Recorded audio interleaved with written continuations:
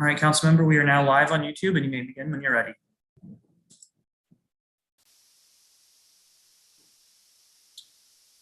All right, good afternoon, all. I'm Robert White, council member at large and chair of the Committee on Government Operations and Facilities. Today is Friday, April 29th, 2022, and we are meeting remotely via Zoom. The time is now 12:06 p.m. and I'm calling to order this public roundtable of the committee.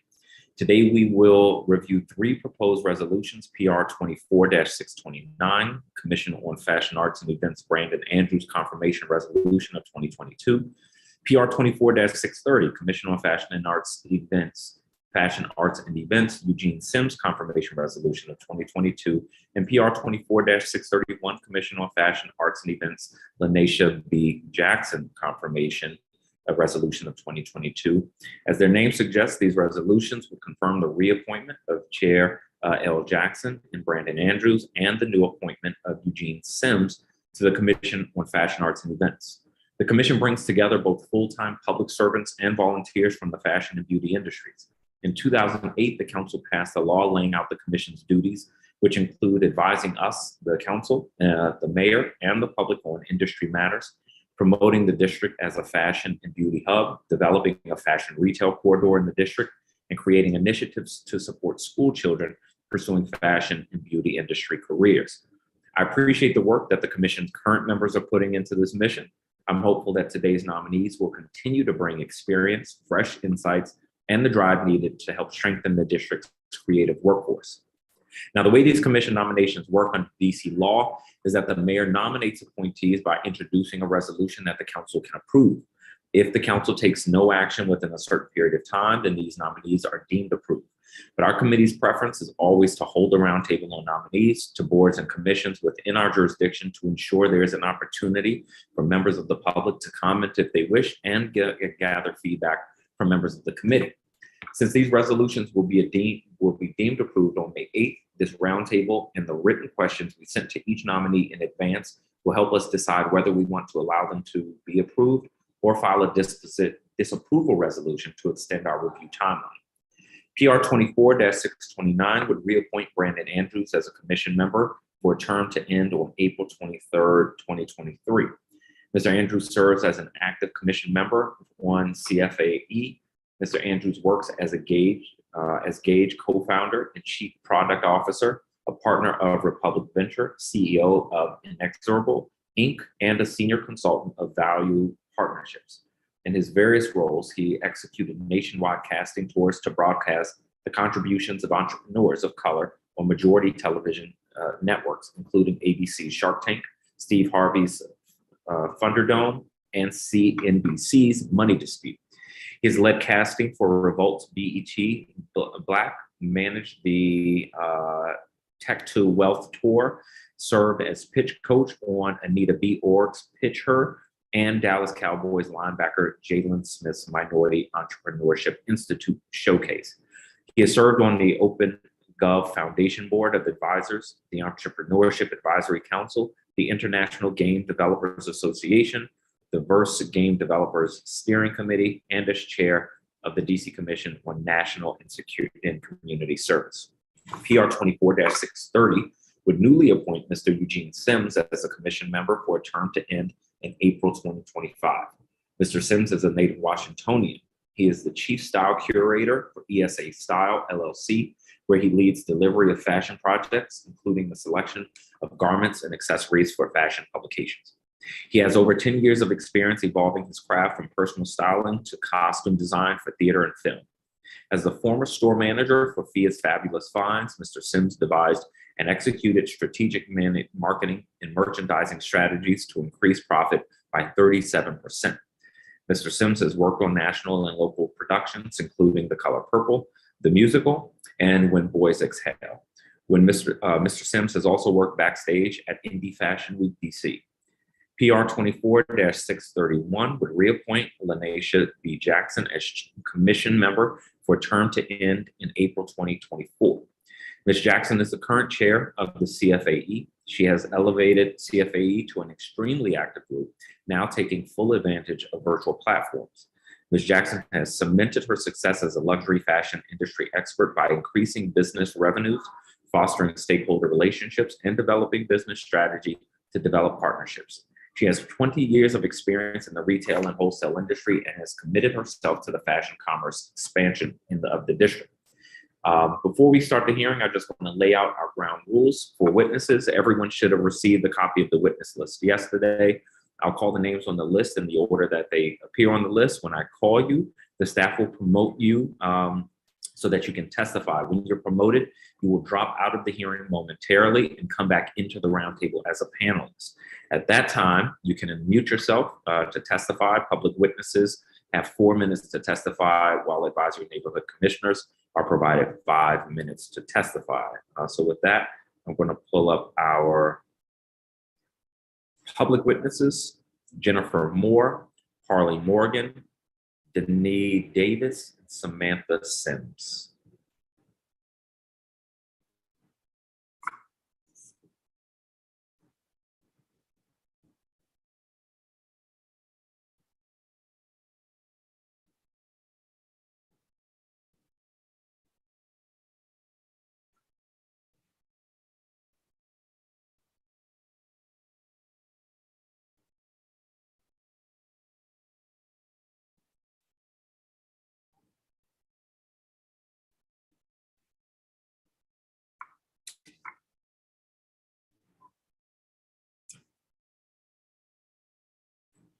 If any of our public witnesses are in, I'm asked you to turn your monitor on so I can see you. Jennifer, are you here? Wonderful. Welcome. You can begin your testimony when you are ready. Okay. Well, good afternoon, everyone. It's a pleasure to actually be joining this hearing today. And more so than anything, I am delighted to support the nomination of Eugene Simms for the Commission on Fashion, Arts, and Events. There's so much that I could say.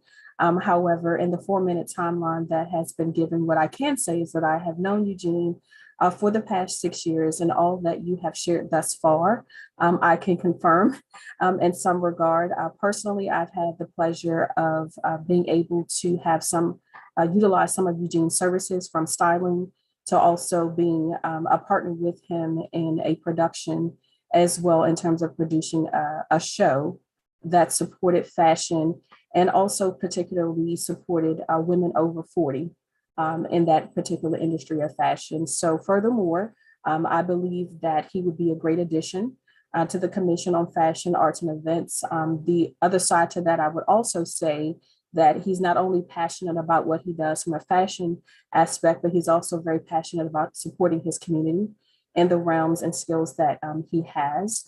In that regard, he has done, I would also add to his resume that he's also done some volunteer work for the Petworth, sorry, I can't recall the name of it at the moment, but it was actually a Petworth event that brought out a number of vendors and a number of other fashion experts among that. So again, with that being said, I have no ill regard or anything that would suggest that he would not do well in this role. So thank you, and hopefully that you will consider his nomination. Thank you very much. And sorry, I dropped the order. Harley Morgan, welcome. Hello, everyone. Again, I'm Harley Morgan. Thank you for allowing me to speak on behalf of Eugene. I have no doubt that Eugene would make an awesome member for the CFAE. I have known Eugene professionally and personally since about 2015. And I've had the pleasure of working with him directly with Indie Fashion Week. I'm the producer of Indie Fashion Week. And so not only has he volunteered his time, he's also served as, like an administrative lead, if you will, on multiple projects relating to the events and just the programming elements of it. And from working with him, I can share that Eugene is an awesome man of poise, tenacity. He has great out of the box thinking. He's always solution oriented. And of anything, he's just an amazing team player. He can take the lead as the actual leader of a project, and he can fall in place and be a follower on the project as well. He plays his role very, very well. He's going to always, produce great results for whatever is needed for that project. My times with him have always been a joy. He'll always leave the group, feeling motivated and ready to do more. And he's always willing to do more for the cause. And that's something I've always appreciated about Eugene in whatever space that I've encountered him in. And so, I just would like to just close by saying, I think he would be a great addition to any team that he's a part of. I know fashion is his heart. He will do anything for fashion and arts. And so serving as a commissioner would definitely be the next thing on his rise, to whatever professional heights he aspires to do. He'll be great. Thank you very much. And Denise Davis. Hello. So first, I'd like to thank for the privilege of speaking on behalf of Eugene Simms. I first met Mr. Simms at a planning meeting for Indie Fashion Week DC. We were instant friends. At the time, I was the event coordinator for Lord & Taylor, Washington, DC. He volunteered countless times to help me do fashion presentations and shows at the store after realizing I had very little help. Even though he was busy, he rolled his sleeves up and helped me drag countless gowns up and down stairs and wrangle hundreds of teens over the years. During the time, I got to know his character and work ethic. He is dedicated, savvy, and a great problem solver. Eugene brings his vast understanding and knowledge to every task. He is also a proud native Washingtonian. We share that in common. We've spoken many times about his vision of making DC a fashion capital. He will bring the commission his knowledge and experience that can help elevate and get the city closer to that goal. I am one of his biggest fans, and also most loyal supporters. You chose correctly. Thank you. Thank you very much. I appreciate your testimony. You kind of covered the things that interest me: character, work ethic, whether or not somebody is a team player, sort of general philosophy, whether or not they have vision and charisma. So I don't have any questions for you. I do want to thank you for testifying and being part of the public record on this nomination. It's important to hear from folks, especially for new nominees that we're considering for appointments. So thank you all very much. I appreciate your testimonies. Absolutely. Thank you. Thank you. Thank you. Well, we will then move to our nominees. So I want to call up Brandon Andrews, Eugene Simms, and L. Jackson.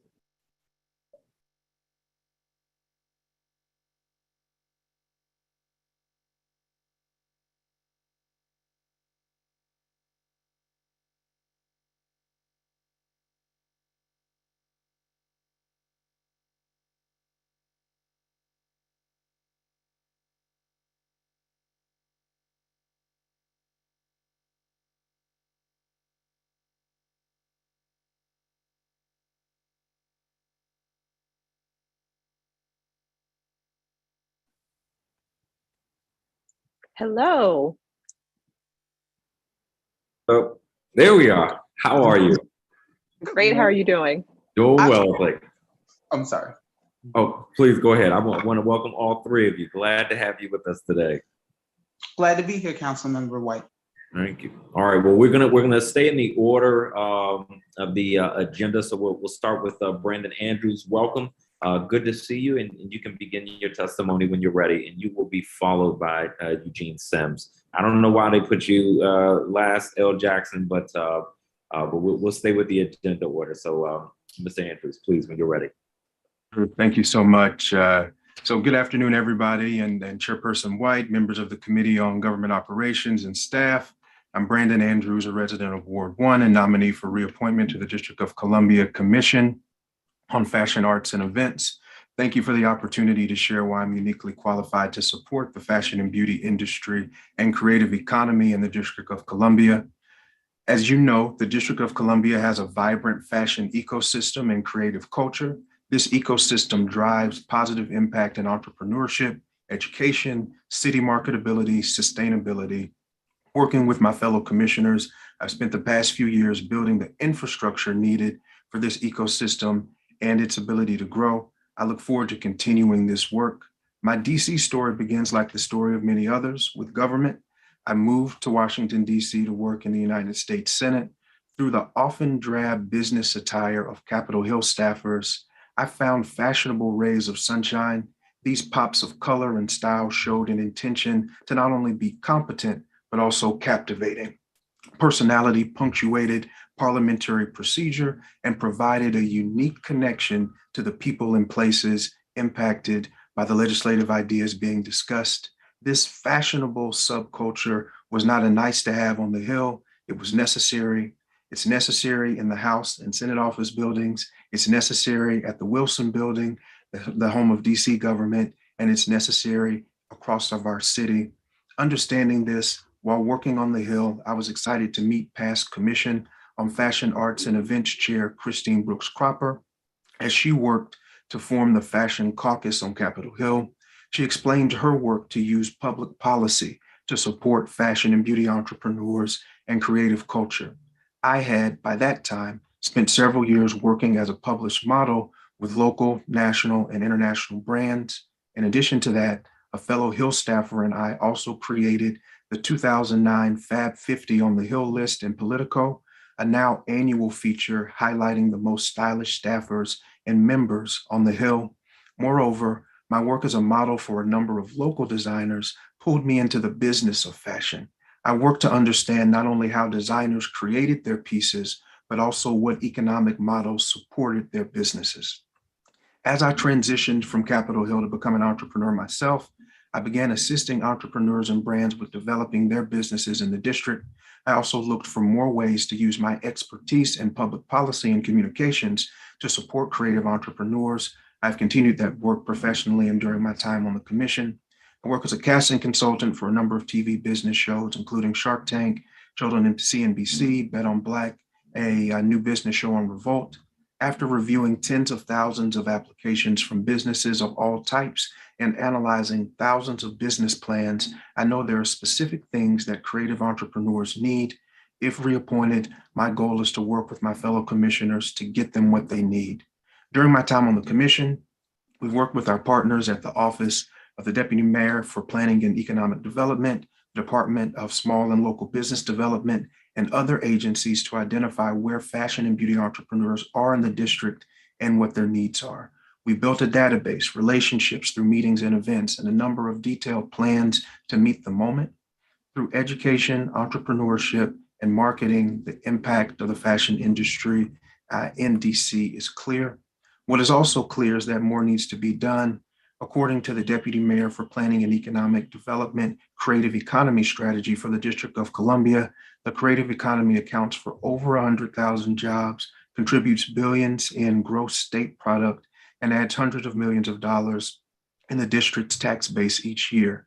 How do we grow this? More importantly, how do we grow this post-pandemic with a new economic reality for some and the same economic reality for too many? Entrepreneurs across all 8 wards joined millions across America in starting micro businesses during the pandemic, many of them creative entrepreneurs. How do we create an environment, regulatory and otherwise, in which these businesses can sustain and grow moving forward? How do we provide the education to ensure these entrepreneurs have access to the local talent with the skills they need? How do we provide local manufacturing options and local retail opportunities that are both right-sized and right-priced? How do we tell success stories of local fashion and beauty entrepreneurs in a more compelling and inclusive way? And how do we make the local ecosystem more inclusive overall? Plans developed during my time on the commission address all of these questions, and if confirmed, I will work with my fellow commissioners to execute them. I look forward to partnering with the council, DC government agencies, and the private sector in identifying the resources needed to execute them as well. In conclusion, I'm honored to be renominated. If confirmed, I look forward to more stories of success and structure leading to the sustainability of the fashion ecosystem in Washington, DC. Thank you for allowing me time to share this testimony with you, and I'm happy to respond to any questions you have. Thank you very much. Eugene Simms, you can begin your testimony when you're ready.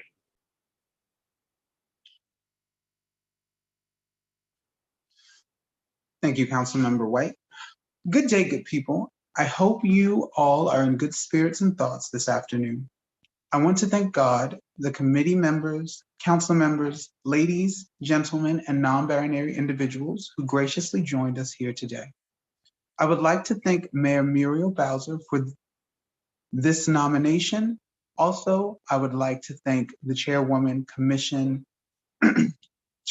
on Commission Fashion, Arts, and Events, Lanesha Jackson, for her encouragement through this process, and to my colleagues and friends who willingly spoke on my behalf. I'm Eugene Simms, a native son of Washington, D.C., a proud creative professional. Throughout my 10-plus year career, I have evolved from personal styling to costume design for theater and film. I began my formal education with the Academy of Art University to pursue a BFA in fashion design. My fashion journey began with the intention to educate, elevate, empower individuals to embrace their personal style and create a positive impact within the local and universal fashion community. The driving principle throughout my life and career is to be of service to others while being impactful. I have lent my time and talents to various organizations and entities throughout the city. I have served a brief stint with DC Fashion Week, assistant to Director of Fashion and Beauty for Indie Fashion Week DC, cycles 3, 4, and 5, volunteer dresser for the District of Fashion, producer for cable access show Style Access, for host and founder Rosie Faulkner, and co-host and producer for the pilot show In Pursuit of Fashion, Food, and Fun. In addition to my work, I frequently share my knowledge of personal style with local nonprofit organizations, boutiques, and small businesses, such as the Black Mental Health Alliance, Goodwill, FIA's Fabulous Finds, and Prince George's County's Parks and Rec No Excuse for Teen Dating Abuse Summit. Through these events, I've helped generate revenue to support small business owners, to support local indie film and theater. I utilize my talents to create distinct, imaginative, and sophisticated character, wardrobe, and original designs that enhance a project's overall visual narrative and the actor's performance.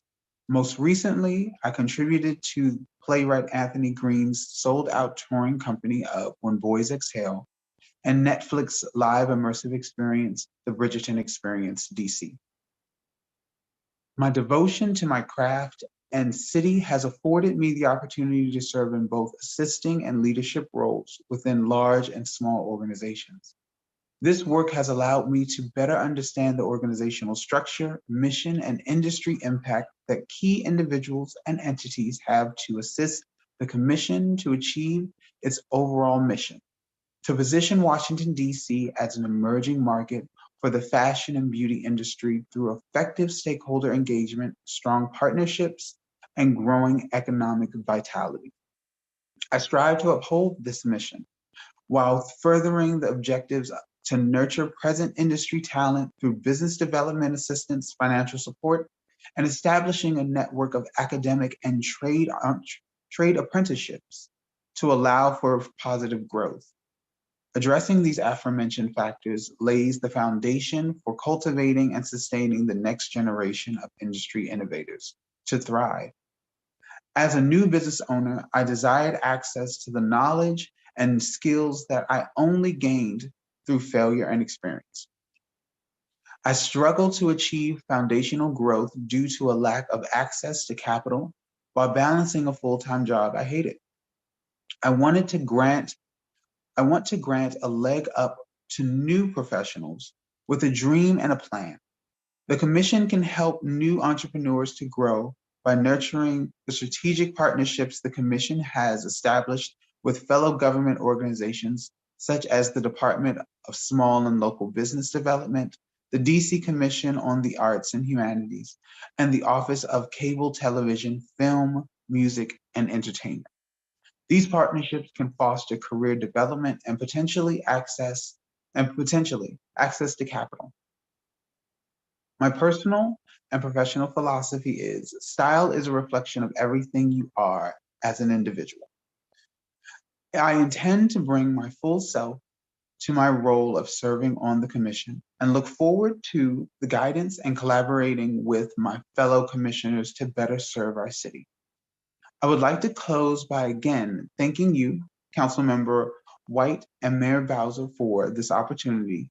Public service and fashion are both important to me, and I look forward to taking advantage of this opportunity. Thank you for the opportunity to testify here today, and I welcome any questions you may have. Thank you very much. And L. Jackson, welcome. You can begin your testimony. Thank you so much. I'm doing the work to reel myself back in. I'm just beaming with pride at Commissioner Andrews and possibly incoming Commissioner Simms. I'm reeling it back in. Okay. Good afternoon, council members, specifically Council Member White. I am honored to have the opportunity to give testimony before you today. I would like to thank Mayor Bowser for reappointing me to the Commission on Fashion Arts and Events, the CFAE, and for the continuation of my term as chairwoman of this great commission. My name is Lanesha Jackson, better known as Elle. Since my entree into the retail industry, my pursuits have served as a testament to the viability of the fashion and beauty industries and the mission of this commission. As a 22-year industry veteran, I have had the privilege of working as a purveyor of luxury products and multinational brands as a career professional. As a primary and secondary school-age student, I pursued academic excellence in the total of my core curriculum, but with a special respect for the arts, while my family indulged my affinity for garment draping and skill for fashion designs as an extracurricular endeavor. As an adult, I have pursued an education by interdisciplinary degree in organizational leadership and fashion, with a particular focus in the culture and strategy of fashion brands and retailers. At present, in tandem with my role as the chairwoman of the CFAE, I am one of a 6-member team of executive leaders respectively entrusted with owning and scaling a segment of a $96 million luxury and better brands ready-to-wear business within an iconic US retail company. My experience as a creative community member and District of Columbia resident has proven invaluable to my professional and entrepreneurial pursuits. Having successfully founded and launched a fashion art gallery in DuPont Circle, currently on hiatus like a number of businesses launched by my fellow fashion creatives pre-pandemic, as well as having supported the work of this commission as a committee member, then co-founder and committee chair of the retail committee, then appointed commissioner. The pathways to community and opportunity provided by the district are unmatched and growing. In 2018, I committed by testimony to function in my new role as commissioner as an ally, amplifying the real needs of our fashion and beauty economy, working diligently to encourage local buying, hiring, and career development for the purpose of ultimately creating and celebrating new achievements of the creatives benefiting from the commitment of this commission and the commitment of our constituents. In my 2020 oversight testimony as a commissioner, I asserted that each commissioner on our board had and would continue to uphold, stake, and the success of the small businesses, educators and institutions, studios and showrooms, makers and entrepreneurs, and the next generation of fashion and beauty leaders here in DC. In my 2021 oversight testimony as chairwoman and commissioner, I recommitted to this organization, positioning the District of Columbia as an emerging, then thriving market for fashion and beauty industry through effective stakeholder engagement, strengthened partnerships, and growing economic vitality. The commission has responded to the call of the fashion and beauty community by unapologetically continuing our pursuit of opportunities to fulfill our mission and develop a cohort of agency partner stakeholders and community leaders who are decided regarding the approaching tipping point of the District of Columbia's fashion and beauty future. As chair and commissioner on the Commission on Fashion Arts and Events, We will continue in earnest efforts like the amplification of grant funding, respective of our constituents' needs, and underwritten by local government partners, like the DC Locally Made Manufacturing Grant, which was awarded to a beauty and sustainable self-care product line founder for the development of a DC-based co-working manufacturing space, and the Commercial Property Acquisition Fund, which was awarded to a woman-owned, Black-owned, DC native-founded Ward 7 beauty salon. In 2021, the inherited work of commissioners past and the continued charge of active commissioners secured a long-envisioned fashion and beauty category in the 36th annual Mayor's Arts Awards, titled the Award for Excellence in Fashion and Beauty Industries, of which the category description was authored collaboratively by myself and then Vice Chair Marissa Terrell, and select DC beauty trade leaders. We will continue to prioritize the work of assembling the fashion and beauty community through our monthly public meetings and initiatives based in small business promotion, like the relocation of the Ron David Boutique in 2018, as well as notable fashion events like the 2021 Hanifa Runway Show at the National Portrait Gallery, the Art Bay Virtual Fashion Show at the Anacostia Arts Center, and our very own DC Fashion Week and Indie Fashion Weeks. We will advance commission-authored fashion and beauty community resources like the digitally published coursework guide, which serves as a driver of dialogue around the educational investment required to excel as both a creative and a workforce member in our industries, along with emerging programs critical to those who comprise our industries, like the Creative Affairs Office's Care for Creatives. Our enduring goals are to engage and educate the fashion community on the value proposition, opportunities, and the network within the DC market to facilitate business growth as means of growing the larger DC fashion industry, to cultivate government backing for the CFAE mission and vision, and specific initiatives to enlighten stakeholders on the growing fashion and beauty industry, including professional paths and the impact it has on the economic and cultural development. If confirmed, as I embark on this reappointment, I renew my commitment to hasten our response to the expressed needs of our constituents while crystallizing the purpose and mission pursuant to Commission on Fashion, Arts, and Events legislation, the mayoral agenda, and the DC Code criteria for boards and commissions. I thank Mayor Bowser, Deputy Mayor Falchicchio, the Mayor's Office on Talent and Appointments, the DC Council, the leadership at the Office of the Deputy Mayor for Planning and Economic Development, and our partners for posturing this commission to lead DC in moving fashion and beauty forward. Thank you. This concludes my testimony, and I look forward to addressing any questions that you may have. Thank you all very much, Chair Jackson. I share your excitement. I just feel like there's new energy in the commission, and I think it's an incredibly important group within our city, because like so many folks, we feel like we've been on the cusp of something for a long time, and there's a lot of greatness and talent inside our city, and we've really got to engage community members who are in these industries and figuring out how we support our creatives, how we support and grow the industry, and protect and sustain the folks who are in there like you. So I appreciate it. And because we have not had concerns raised about the reappointments or the new appointment, I don't have a ton of questions. And you all covered a lot of my questions in your testimonies. But I do have a few questions, things that didn't come up. So the commission, and this is questions for everybody. The commission is required to help implement school-based programs in fashion design, merchandising, and beauty. Do you all, any of you, have thoughts on how we might accomplish that, or how we might sort of really get these into schools? I think that, well, I'll add this part and then I'll pass it over to Eugene. I think that what we learned in the course of creating our coursework guide and working with the Office of the Student Advocate is that we will need to see which facilitators of programs like that we already have in place, and if there is a budget allowance to bring in instructors and facilitators of additional programming that extend beyond the arts into specializations like design. You know, this goes further than what we had back in the day. I'm aging myself, but we had, was it home ec and things like that that were just built into core curriculum.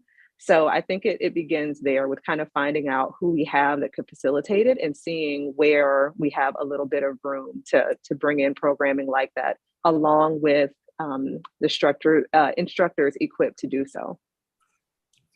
Eugene.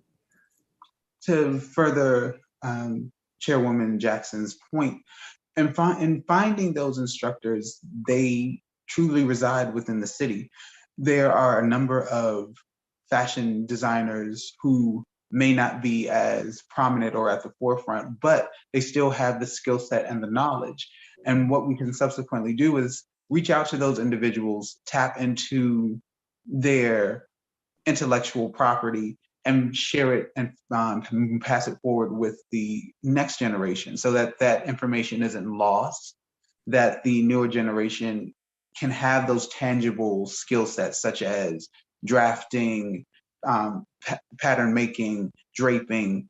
I know that technologically wise, we've advanced to doing everything through CAD design, but there is a true benefit to being able to have a certain level of skill set within your own hands. I hope that legislatively we can bring back some sort of trade and apprenticeship program that can be spearheaded throughout the city so that individuals who may go to school but not necessarily want to pursue a 4-year degree can then subsequently further their careers and their livelihoods by learning a trade skill.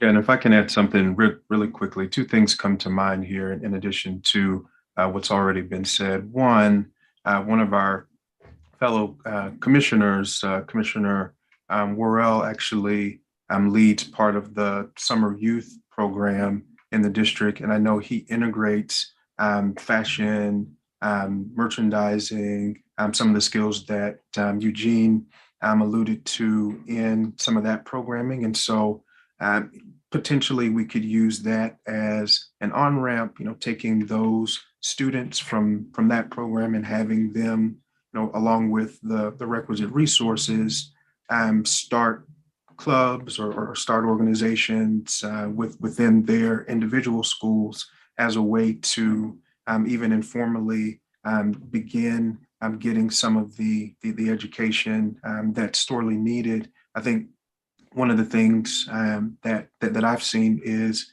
as the district has moved forward and provided some either free pop-up or lower price, lower cost retail opportunities for fashion and beauty entrepreneurs, there's always a question of staffing. And so we certainly see the need there, both from local designers, local entrepreneurs, as well as some of the couture and bigger brands that we have in DC. So Commissioner Jackson has done, I think, great work in working with our other commissioners and putting together that curriculum. I know we're working from the background to get the infrastructure in place, to get it in place officially, but maybe there's some things we can do informally as well to move that forward, because it is really important.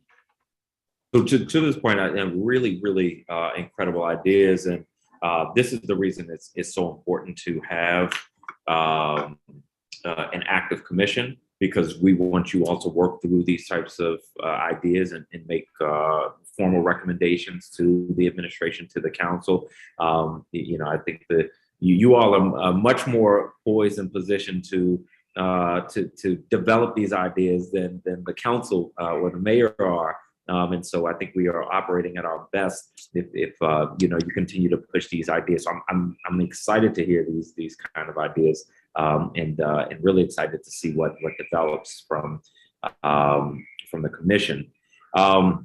So we have a lot of commissions in the city, and if I'm being frank with you, a lot of people like getting appointed, but then a lot of people don't like doing the work afterwards. And So we have issues in some of our boards and commissions with people making the meetings and understanding sort of the time requirements. So I'm going to ask each of you, starting with L. Jackson, can you commit to meeting the time commitment of serving on the Commission of Fashion Arts and Events? Absolutely, it's my pleasure. Excellent. Brandon Andrews, can you commit to that time commitment? I'm sorry, I didn't hear you. Yes, I can. Perfect. And Eugene Simms. Yes, I can. Thank you. I didn't mention this early. Brandon and I overlapped on Capitol Hill, and so I've known his brother and his work for a while, and been excited to see his work on the commission and around the city. When it comes to advising the district government, do you have any concerns that you want to disclose about any conflicts of interest or potential appearances of conflicts of interest? None at this time. No, none for me. None at this time. Chair Jackson, what would be the top priorities for your continued leadership on the commission should you be reappointed? Certainly tying a bow around and enacting the education piece. That really hits home for each commissioner. And I think that is the heart of the pursuits of most of our creatives in fashion and beauty. I like what was shared by the author and fashion leader, Tamika White, when we had her speak about careers in fashion and beauty at Howard. It's not linear. And so all of us, I think I could say all of us that have been appointed to these roles have had that time in our life where someone suggested to us lovingly that we get a real job or that we get a real career. And so we have learned what this pathway really looks like. And we have learned, which moves and acquiring which skills actually take you to where you want to be, to not only being able to do work that you're passionate about, but doing work that actually does make a difference. And it's a $1 trillion combined industries in fashion and beauty. And so that would be the first thing, is the education piece. As we talk about the career pathways, we have to start there. Another item that I want to make sure that we drive is making sure that fashion and beauty are not an afterthought when we talk about the creative economy, but they're actually fully recognized, just as we do with traditional arts. These are industries led by imagination and the boldness to bring these things to life, and the skills to make these items wearable, and the skills to make these things items that can be absorbed and utilized by the skin, by the body, by the hair. So we want to continue to make sure that when there are conversations about the creative economy, about grants and funding to further the creative economy, fashion and beauty is right there on the slate with every other item. Additionally, and this is something that you charged me with in an oversight hearing before, we want to make sure that we are connected to every ward in the district. And so last year, we made sure to really focus on not just amplifying things that are happening in Northwest, where a lot of artistic events happen by default, but making sure that we know what's happening in Anacostia, making sure that we know what's happening with our newer makers, with some of our younger makers, discovering even the youngest whose parents are the ones that are really the business owners, but they're making sure that we know that they are young budding makers. So I guess in a nutshell, making sure that our outreach is thorough and that our measures of being inclusive to all who are making our economy here in fashion and beauty strong, that they're included in all of our conversations, that they know they've got community here, and that they know that when we do send messaging up to the powers that be about resources needed and the work that's happening, that they know that their names and faces are a part of those conversations. I could go on, but those are my top three. I appreciate it. And so you've been chair. What lessons have you learned from your current term as chair? let's see which lessons are appropriate to share. So I'm going to give, I guess, the top 3 lessons here. One is really to harness all that we know, all the lessons that we have learned. I like how Mr. Simms put that, really just kind of learning some tough lessons in our individual pursuit. So taking the good, the bad, the fabulous, and kind of embodying that and having the information ready for incoming commissioners and for members from adjacent agencies that will be working with us. Having it more available to share when needed, as opposed to inundating everyone with all the information that we have. We really have to make sure that we are taking a step back and listening to what the needs are. That's something that Commissioner Andrews has been really, really good in guiding us with, as we all share in how we guide the work of the commission, making sure that we are keenly listening to what the new needs are, or what the ever evolving changes are. So I guess top lesson in leading this organization would be keeping everyone excited, trying to bring in and keep us surrounded with people that have a deep passion and knowledge, but then learning the right time and the right way to facilitate conversations about it, or to upload all of that information to our constituents who might need it. The other would be, I think, a lesson I share with anyone who led a board or commission during COVID, and that is just to make sure that you're agile. We have goals in mind, we have benchmarks to meet, but things are going to happen. So we've got to be able to take our plan for the year, as we've aligned it with initiatives district-wide, and I hate this word at this point, but pivot quickly to make sure that we're still available, we're still accessible, and we show that we're still functioning. I think the final would be, and I might be projecting a bit from my day job, but just really focusing on development. So that would be development of commissioners, as well as people who come to us and want that development and that coaching from our community, excuse me. In terms of commissioners, I've had the privilege of working with amazing leaders in fashion and beauty, amazing creative minds, business minds, very strong entrepreneurs that I admire. And with that, when you step into this role, there is development that you don't expect, that you need to undergo.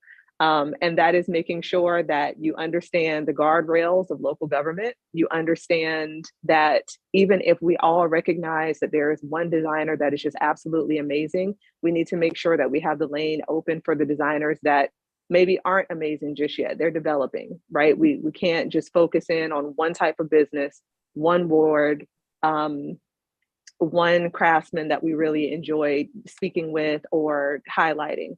So just making sure that we understand how to blend the skills that we bring with the role that we've been appointed to for the fulfillment of our mission, and just aligning it with the work that the mayor and council are doing for the district as a whole.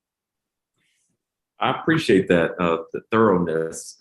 Let me move to Brandon Andrews. As one of several entrepreneurs, how do you think we can better support other entrepreneurs in the industry? Yeah. Thanks so much for that question. It's incredibly important. As I mentioned in my testimony, millions of Americans and a lot of folks in the District of Columbia started these micro businesses during the pandemic. And, not all of those businesses are going to be built to scale.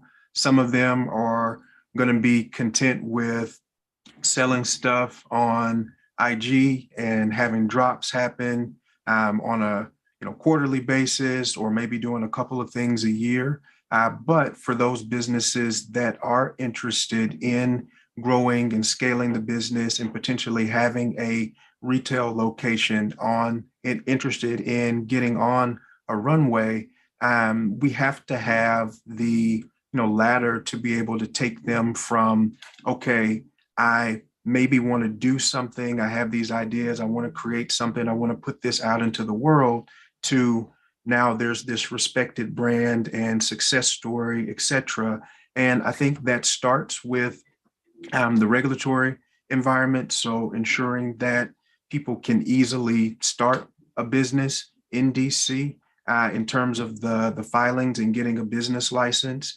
For those that are interested in the CBE and potentially doing work with the district and accessing some of the additional resources there, making sure that we have training and that we have a good on-ramp as we think about DCRA and customer service, and making sure that we're providing that ladder again to entrepreneurs who want to come in and grow their businesses. And then next, I think we have to make sure that we are, from a marketing standpoint, creating an environment in which people think about DC as a place to procure, whether it's high quality fashion or beauty products, or looking for street style or streetwear or whatever they may be looking for, making sure that people see DC as a place to purchase these things. And then also making sure that as businesses continue to grow and as they submit their tax revenue, et cetera, into the District of Columbia, that they're getting a good return in terms of the services offered and in terms of their opportunities to be able to scale, whether that's affordable retail opportunities for fashion and beauty entrepreneurs and creative entrepreneurs, or other opportunities to showcase what people are creating here in the District of Columbia. And so Commissioner Jackson, Chair Jackson, mentioned a couple of local programs that have lended significant support to local fashion and beauty businesses.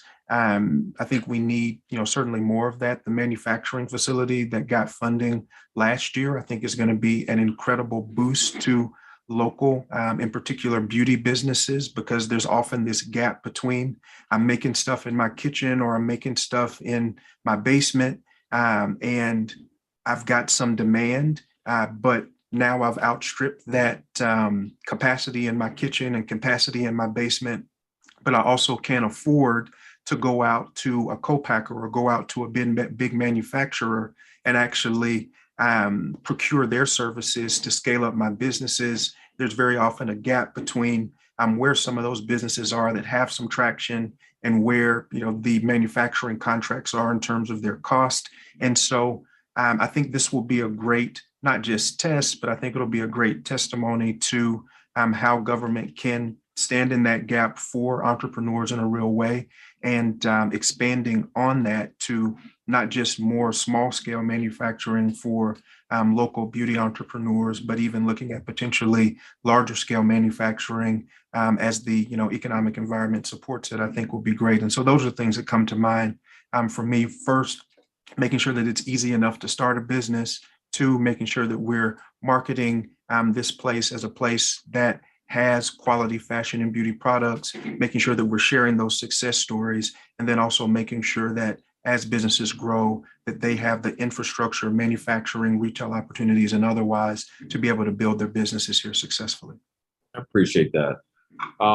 What would you say is the biggest contribution or two contributions that you bring to that you brought to the commission so far? Yeah. I think one, being able to having the experience on Capitol Hill and understanding some of the regulatory infrastructure and understanding the policy environment, I think is important, because a lot of our job is not just advocacy, but also being able to translate either what's coming from government into a vernacular that our community is going to understand, or being able to take concerns from the community and bring them to folks like you in a vernacular and in a format that's appropriate for local government. So I think that's certainly one thing. And then the other thing is having the experience working with thousands of entrepreneurs around the country and really around the world, and having the opportunity to be able to work directly with local fashion and beauty entrepreneurs, whether it's on their pitches or on their business plans. I every year for 202 Creates, serve as the pitch coach for their creative residency that they do, which is made up of all creative entrepreneurs and often a large number of fashion and beauty entrepreneurs. So I think those two things come to mind for me. That's incredible.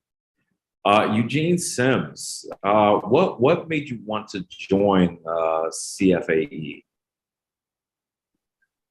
Was I've interacted with the commission, attending their public meetings and hearing the different visions and pathways that the commissioners want to further and establish DC as a true fashion capital was what drew me to it. It was that sense of service and duty to my peers and our fellow constituents. I know I've always believed that DC has the potential to be a great fashion city. We are. We innately have a sense of style and determination. And by nature, we're just simply hustlers. We're going to do exactly what it is we need to do to fulfill and create our dreams. I'm sure that you know most working professionals in the city, they have a 9 to 5, and then they have a 5 to 1. That once they clock out, they are pursuing a career path that may not necessarily be what they went to school for, but it's something that they're passionate about. And I look forward to joining my fellow commissioners and learning about their efforts and specifically what it is I can do to aid and assist those efforts. And then once I have a better, more fully realized understanding of what their targets and their goals are for the upcoming fiscal year, I can therefore add insight of my own. But I always like to be fully informed. Okay.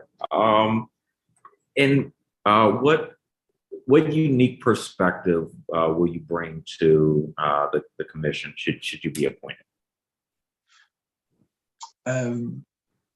Commissioner Chairwoman Jackson said this to me, and I always remember it vividly. She said that I have the unique ability to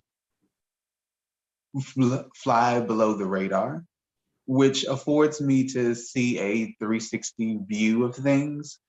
I can better understand and engage with individuals and know exactly what it is their needs and their true desires are for growing their businesses. You don't always have to be the loudest or most visible individual in the room in order to gain and to move the focus and the goals forward. I value being a part of a team that can have a determination and understanding and knowing that my input and opinion is valued. But in receiving and being encouraged to further the nomination, I did have a frank conversation with Chairwoman Jackson, and I told her that I want to make impact. If the position was merely superficial or to be a face of an entity, that wasn't of interest to me. You're talking my language. I can be fabulous and cute on my own. I like it. Now, yeah, there was a really good and impactful testimony in support of your nomination, which I appreciate. One of the folks who testified mentioned that you are a native Washingtonian. Is that right? Yes, I'm pretty much a part of the 3 Stars 2 Bars. Wonderful, wonderful. You know the standard question, which is where'd you go to high school? Well, I did not go to high school in the district. As my family moved to Maryland in '95, I went to Montgomery Blair. But if I had my way, I probably would have went to Duke Ellington if I could have gotten in. Would have been my first choice. Perhaps maybe somewhere down the line I will receive an honorary degree from Duke There Ellington. we go. There we go. Yeah. I would have gone there too if I had the talent. I was there yesterday. Actually, I love Duke Ellington. Absolutely love Duke Ellington. So as a native Washingtonian, do you have thoughts on what the district can do to ensure more inclusion for native Washingtonian creatives? Yes, I would say to echo Commissioner Andrews' statements about just making the process to create a business and sustain a business simpler. I mean, if you look at the forms, I understand that there are legal jargon that is presented, but if you can't simply understand the paperwork that you're filling out, it hinders the progression. Sometimes, as you know, we're a transient city, so English is not always a first language. And even for those who speak it, sometimes it's not the easiest thing to read or translate and understand how and what information you need to provide to do so. But I do feel that if we can make it more tangible, make it more accessible, and also put in place systems that will foster growth and retention.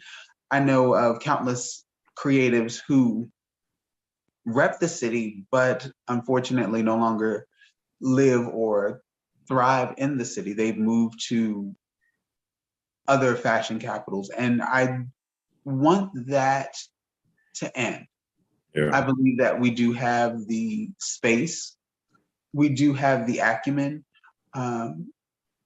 We just need the allocations to build up the necessary production, and also to train those individuals who do have an interest, who may not necessarily want to be a designer or the face of a brand, but understand that they can be printmakers, pattern makers, be able to scale productions, be able to source and identify talent. There is a wealth of entities within the city, and I see that coming specifically from our younger constituents, but I don't want to forget those who came before us. They have insight and expertise that needs to be gleaned and learned from. And if we can reach back to them while also ushering forth a nurturing and fruitful landscape for those creatives who are coming up to remain, there's nothing that can stop us. There's no reason that we can't be truthfully, we are a first-class fashion city. I appreciate it. Well, as I said, there's not been any opposition to your nomination or to the other two renominations, and I know you all are busy entrepreneurs, and so I don't want to hold you unnecessarily. I want to thank you very much for participating in the hearing. It's incredibly important to this committee that we make sure we give the public opportunity to testify if they want, and that we give them time to hear from you. And so I'm looking forward to moving these nominations forward. And again, I want to thank you all for taking the time to be with us today, and for Chair Jackson, for Brandon Andrews. Thank you for the work that you've done on the commission, and Eugene Simms, should you be confirmed, I look forward to seeing the work that you do alongside them. Thank you, Councilmember White. Thank you, Councilmember. Thank you. So with that, I want to mention that anyone who was not able to testify today, written testimony is encouraged and will be made part of the official record. So if anyone is interested in submitting additional testimony, you can send it by email to the Committee on Government Operations and Facilities at facilities@dccouncil.us, facilities@dccouncil.us. The record for this roundtable will close at the close of business on Wednesday, May 4th, 2022. With that, the business before this committee is concluded. The time is now 1:10 p.m. This roundtable is adjourned. Have a great Friday, everybody. Thank you. Great Friday. Thank you.